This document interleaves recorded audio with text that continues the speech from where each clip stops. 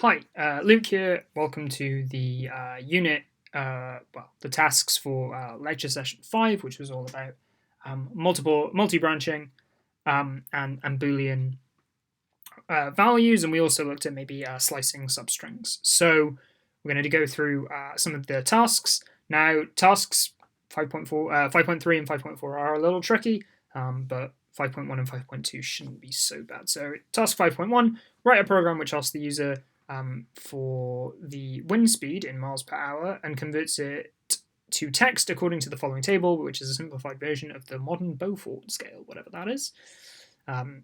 So this kind of looks a little bit like, if you remember in the lecture session, there we had a table about the Richter scale. So that was about Richter scale, I think, is about earthquakes. So this is about wind speed.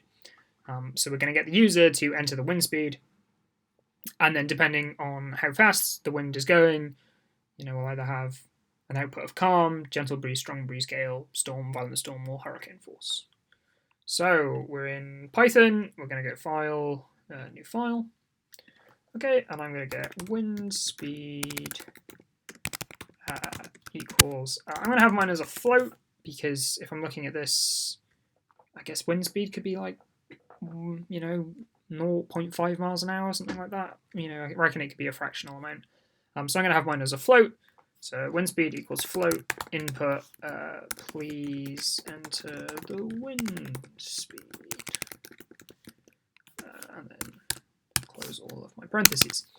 Okay, so I'm going to get then basically convert this table into a bunch of if-else statements, or if-else statements, kind of like you saw in the lecture notes, and also there was the flow chart for the Richter scale. So it's going to be similar to that. So if wind speed is less than 0, right, we're going to print basically an error. Wind speed cannot be negative. You can have no wind, but you can't have a negative wind rate. That doesn't make sense. Negative wind speed. Maybe spaced out like that. Okay. So we've dealt with the case that the wind speed for some reason is less than 0. Else if the wind speed is 0 to 1 mile an hour. Wind speed is going to be greater than or equal to 0 miles an hour, and less than wind speed is going to be it's capital S as well. Remember camel casing. Wind speed is greater than less than 1 mile an hour. Print calm.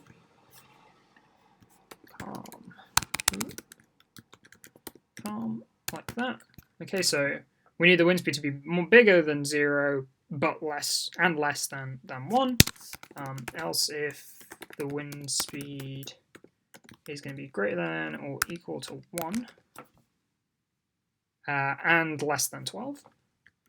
And I've forgotten it's capital S. Okay, remember your camel casing. Wind speed is less than 12. Print, and this is going to be a gentle breeze. Ooh, not there, in here. Gentle breeze. Okay, hopefully you can kind of see where this is going. Else if the wind speed is greater than or equal to 12 and wind speed is less than, what's the next indicator, 30 miles an hour, print, what's this one, strong breeze. Okay, strong breeze, close quotation mark, close parentheses. Else if wind speed is greater than or equal to 30 and wind speed is less than 46 miles an hour, we've got print, I think this one's gale, else if, right? And it gets a bit repetitive, but we have to go through the whole thing. 46 to 63, so greater than or equal to 46, and wind speed is less than, what did I say, 63. 63, 63. Print storm. Okay, so now we're a storm. Close bracket, close parentheses. Close quotation mark, close parentheses. Else if wind speed is greater than or equal to 63 and less than 74, wind speed is less than 74, print. We've got a violent storm now. Violent storm. In my head, storm's already violent, but hey ho. And then we've got our kind of final one, which is greater than or equal to 74. So I could have this as an else, and then print blah blah blah blah blah. So, but I'm going to have mine else if wind speed is greater than or equal to 74. Print hurricane force. Ooh. Hurricane force. Okay, and mine isn't going to have an else statement to it. So I'm going to file, save this as task 5.1. And then I'm going to go run module. Okay, please enter a wind speed. So let's just test it. Let's put -3 in. If wind speed. See, I've made an error there. I need a capital S. There we go. So if wind speed is less than 0, and it's told me that wind speed isn't defined because this is a lowercase s. So I come in here, I identify where that is, and I put in an uppercase. File, save, run module. Hopefully this time we're all good. So -3. Wind speed cannot be negative. Cool, that's good. And just for sanity, we're going to enter, 0.5. We get calm. Run module. 1.7. We get a gentle breeze. And we're going to keep kind of go through these. 12. It's a strong breeze. 35 gives us a gale, which we're happy with. 50 gives us a storm, which we're expecting. 70 gives us a violent storm, and then finally 1,000 gives us a hurricane force. Okay, so that seems to be worked pretty well. I'm quite happy with that. So that's task 5.1. Task 5.2, write a program which prompts and allows the user to enter a date in the format day, month, year, i.e. a single string. Cool. The program should then print this date in a more human-readable format. For example, the date 05/04/2014 should be printed as 5 April 2014. Okay, so we're going to be using substrings, probably. For this task, you will need to pull out the substrings. Cool, perfect, that's what we expected. Representing the day, the month, and the year components. You can then convert the month component to an integer. Cool. Once it's an integer, you can test if it's equal to 1 for January, 2 for February, 3 for March, etc. Okay? If you convert the string, and then the hint, if you convert the string 02 to an integer, then print it, the integer, it will be printed as 2, no leading 0. Okay. So, let's get back into our Python shell. Let's get a new file out. So let's get the user to enter the date. So we have date equals, we're having it just as a string, so input, please enter the date in dd/mm/yyyy format. Okay, that seems good to me. Okay, and then we need to slice up our string that we're going to have input, which is in date, into the days, the months, and the years. So days equals date. Okay, and I want the starting from the beginning, so starting from 0, the 0th index, and I want to go include the first index, but not include the second. So I want to go from 0 to 2, not including the second. Okay, and that should get dd out. Months equals date. Okay, so we've got 0, 1, 2. So I want to start from the 3rd index. And I want the 4th, but I don't want the 5th, so I go like that. Okay, so up to the 5th, but not including it, and the 5th is position 5 index is here, and then years equals date, and I want, if I get the start of this one right, I can be a little bit sneaky. So 0, 1, 2, 3, 4, 5, 6, and I'm just going to do it like that, and hopefully that'll just give me to the end. Okay. And then what does it want us to do? It wants us to print it out in once it's an integer. You can then convert the month component to an integer once it's an integer test to see if it's equal. If you convert a string to an integer, it will print blah without deleting 0. Okay, so we're going to convert these to integers actually. There we go. Int, because they were strings and now they're integers. Okay, so we're taking the string, let's say 0, 1, and turning it into the integer 1. Okay, if months, right? Because we're going to be doing months into we're going to be doing months into their like string format because that's more human readable. Months equals January. There we go. Else if, and I'm just going to do some copying and pasting, I think, once I finish this one. Months equals 2. Months equals February. Okay, so I'm checking what the integer value of the month is, and then replacing it with the string human readable form. Okay, so I'm going to do a little bit of cheating. I'm going to copy, I say cheating, just speeding this up, and paste this a couple of times.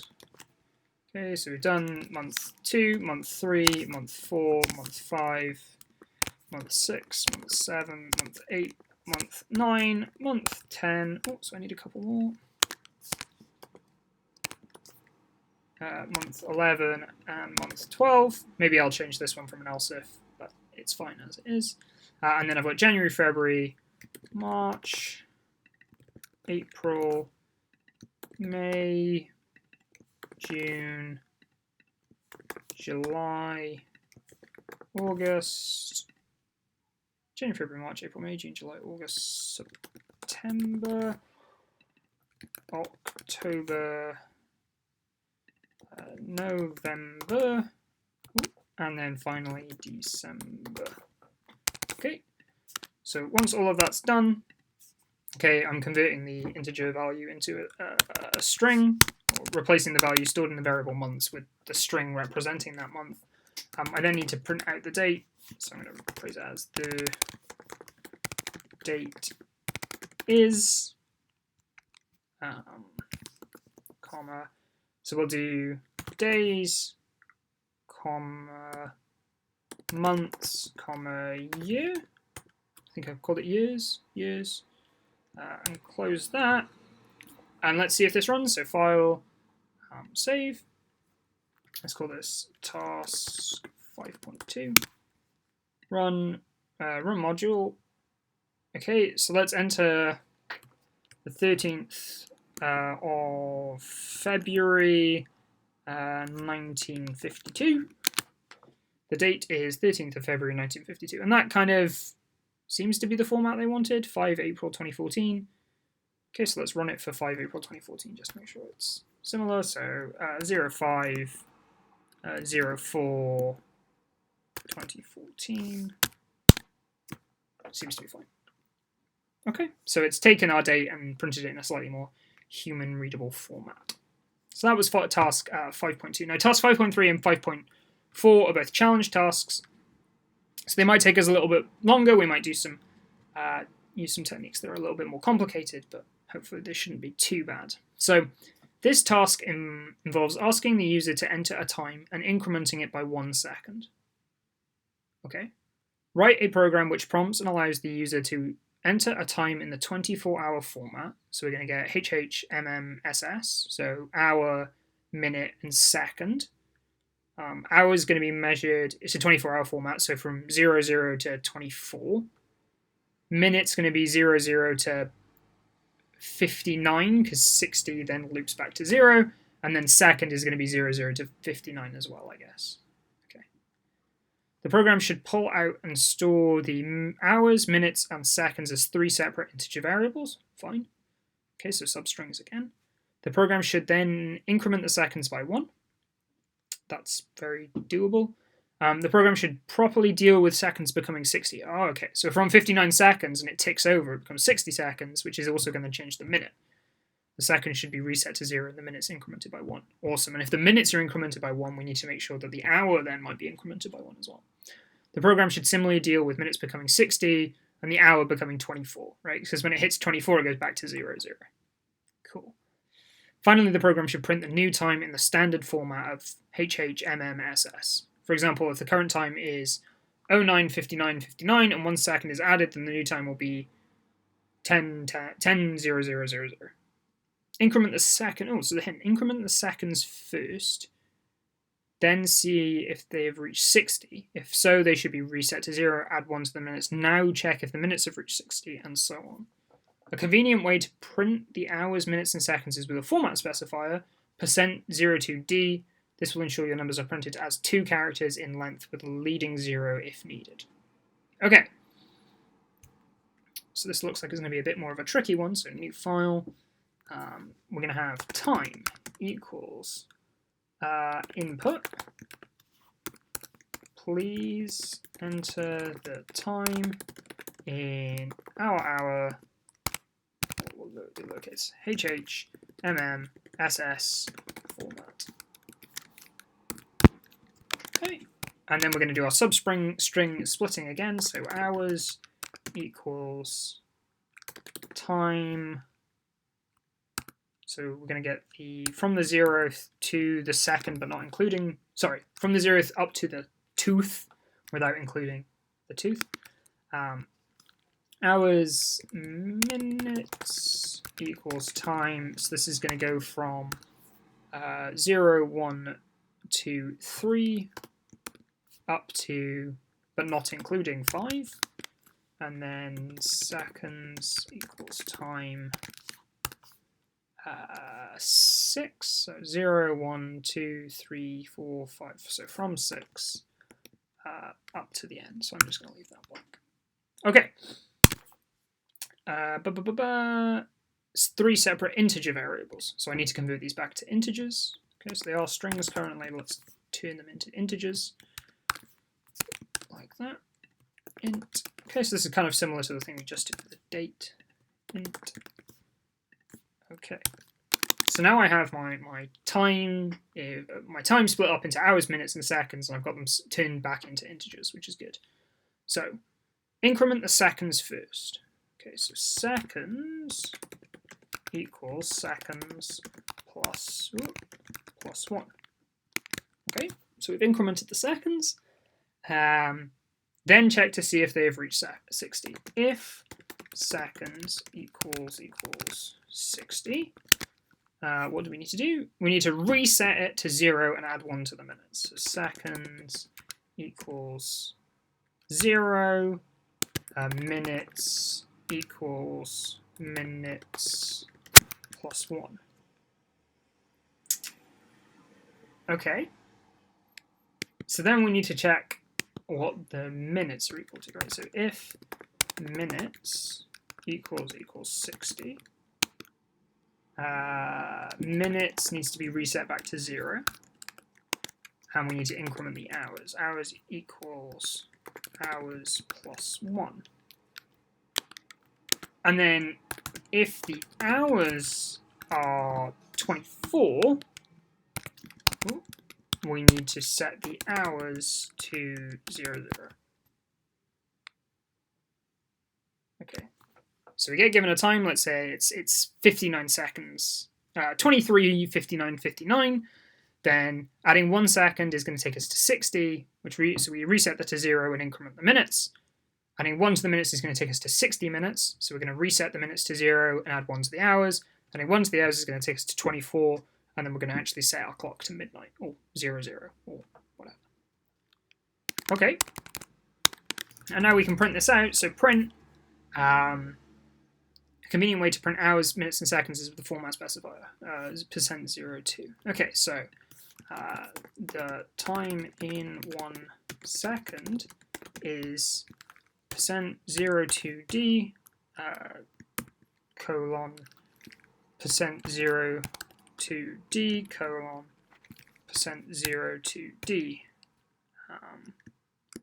comma, and then we need to put in hours first, then minutes, then seconds. Okay, so let's give this a run. So file, save, task 5.3, run module.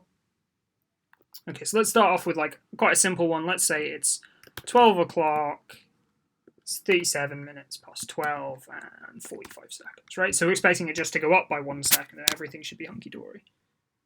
Oh, time in 1 second is, right? So I've messed up my format specifier here. I need to put in the % sign there. Now if I file, save, and run it again. Invalid syntax, I need to remove the comma. I often forget about that. If you've watched these videos, I've made that mistake a couple of times. Run module. Okay, so let's try that again. 12, 50, 37, 45. Okay, so 45 seconds into 37 minutes past 12. Okay, the time should just go up by 1. That seems to be fine. Okay, so let's run this again. But this time, let's make it so that we should increment the seconds to 60, which should reset to 0, but then this should go to 38. Okay, that seems good. Let's run it a couple more times. Let's say it's 12, 59. So we're expecting it to go, this to tick over to a minute, which would cause this to tick over to a minute, which would cause that to go to a 13. Perfect. And then the last one maybe we need to check is the idea that we're at 23, 59, 59. We should get 0, 0, 0, 0. Awesome. To do is challenge task 5.4. And challenge task 5.4 is actually very challenging. I have made lots of mistakes when trying to write this in the past. So don't worry if this took you a while, or you're going to have to watch the video to do it. I make mistakes all the time when I program, and this isn't the easiest thing in the world to write. So we need to write a program which asks the user for a date in the format day, day, month, month, year, year, year, year, year, year, year. The program should print the date of the next day. Remember, not all months have the same number of days. Also, watch out for leap years. Okay. So the first thing we're going to do is we're going to get a new file, and we're just going to get the date in. Right? We're going to get our user to input the date. Because we know how to do that, we've done that before. Please enter the date in dd/mm/yyyy format. Okay, this is kind of very similar to task 5.2, which we've just done. And then we're going to use our substrings to pull out the days, pull out the month, pull out the year. So day equals int date square bracket 0 to 2, but not including the second. Month equals int date 3 to 5, but not including the fifth. And then year equals int date 6 to the end.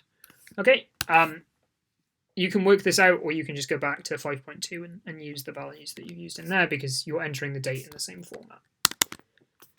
Okay, the next thing that's probably the easiest thing to do is to think about when it's a leap year and when it's not a leap year. Okay, so I've gone onto Google and I've looked up when a leap year happens, and it tells me here these extra days occur in each year, which is an integer multiple of 4.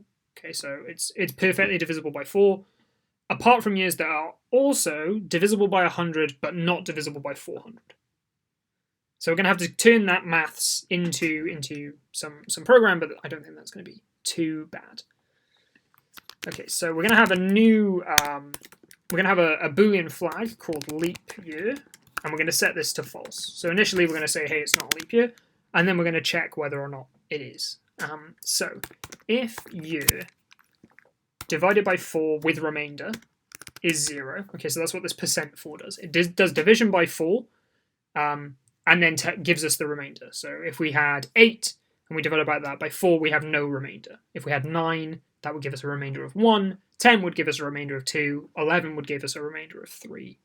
12 would give us a remainder of nothing, right? Because 12 is perfectly divisible by 4. So if the year is perfectly divisible by 4, we should check if the year is perfectly divisible by 100. And if it's perfectly divisible by 100, we need to check, is the year perfectly divisible by 400? If the year is perfectly divisible by 4 and 100 and 400, right? So not this, but not by 400. It is divisible by 400. Then it is going to be a leap year. Leap year equals true. True. Otherwise, else, it is divisible by 4. It is divisible by 100, but it's not divisible by 400. Then it isn't a leap year. Okay. I don't actually have to put this else condition in because it's already set to false, but I'm going to do it for clarity. Okay, if it is divisible by 400 and it's not divisible by 100, then it's still a leap year. Right? Leap year equals true. And if it's not divisible by 4, right? Again, this is just for clarity. I don't actually need to put this in here. Leap year equals false. Okay, so now I've got kind of my if conditions to work out whether or not it's a leap year. And hopefully these are correct. Okay, the next thing I'm going to look at is maybe dealing with what the day is and how that day maybe is affected by the month. Okay, so if the day is the 28th and the month is the 2nd and it's a leap year, so leap year equals true, but we can just take the value of leap year. If you remember from lecture 5, we had the idea of leap year equals true is going to return true if leap year is true and return false if leap year is false, so we can just use the value leap year. Okay, so it's the 28th day of February and we're in a leap year, then day equals 29. Right, day equals day plus 1. Maybe we'll write it like that. Day equals day. No, we'll write it as 29, just to make it really, really clear in this case. Okay, else if day equals 29 and month equals 2 and leap year is true, so and leap year, day equals 1, month equals month plus 1. Okay, so it's the 29th of February in a leap year. The next day is the 1st of March. Maybe I'm going to write that actually as 3 to make it super clear that that's the 1st of March. Else if day equals 28 and month equals 2 and not leap year, so it's not a leap year this year. So if it is a leap year, this is going to give me false, so I'll skip this condition. If it's not a leap year, this will give me true, and this condition will run. The next day is the 1st of February. Okay, so the next thing we should probably look at are the months with only 30 days in them. So else if day equals 30 and month equals, so I'm going to put this in brackets because we're going to have a couple of different months to consider. So month is 30 days has September, or month equals April, or month equals April, June, January, February, March, April, May, June, or 30 days has September, April, June, and November. Then what's the next day? The next day is the 1st of the current month plus 1. Okay, so if it's the 30th of September, the next day is the 1st of August, and so on. Else if day equals So we could do the same thing for 31 and check all the other days, but we should be fine. We're going to put in an end condition to catch everything that we don't fall through. We're going to do the last day of the year, so the 31st, and month equals December. Then the next day is the 1st of January, right? Month equals 1 year, but the year increases by 1. Year plus 1. Okay, and then for every other day, so this could be the 31st. Oh, no, we need to do all the 31st months. Okay, sorry. So I need to actually put in this one as well. Else if day equals... Can I do it in that one? Yeah. No, let's do it as a separate one. Yep. Else if day equals 31 and month equals... So January has 31 days. February doesn't. March has 31 days. So March. Or April doesn't. May does. Month has 31 days. May has 31 days. May, June, July. September. August. September. October. Then November only has 30 days. And then we've got the final December clause at the bottom. Stop scrolling. There we go. Day equals 1. Month equals month plus 1. Else if day equals 31. So then we've got our new year. And then the final condition we've got is day equals day plus 1. Okay, so we've got, is it the 28th and it's a leap year? Is it the 29th of a leap year? Is it the 28th and not a leap year? Is it the 30th of a month with only 30 days? Is it the 31st of a month with 31 days? Is it the 31st of a month, which happens to be December, because we have to care about the new year? Okay, and then we could change the month format to now make it slightly more readable if we wanted to. Kind of like I did in, I think this was in task 5.2, right? I changed the month from like 01 into January and so on. I'm not going to do that here. I'm just going to get it to print out as the next day is %0d slash %02d %02d slash %04d, right? Because years have 4 numbers to them. And then day, month, year. Okay, so file, save that, run. Oh, I need to give it a name. Task 5.4. So let's run this, run the module. And let's see, because I've probably made some errors in here, and we might need to go back and fix them. So let's say it's the 1st of January in the year 1066. So the next day we're hoping is the 2nd of January. Perfect. That seems to be fine. What happens if it's the 30th of January, 1892? Right, January has 31 days, so this should be the 31st. Perfect. Let's just do a little test of maybe the 31st of January, 1993. So we're expecting it to be the 1st of February.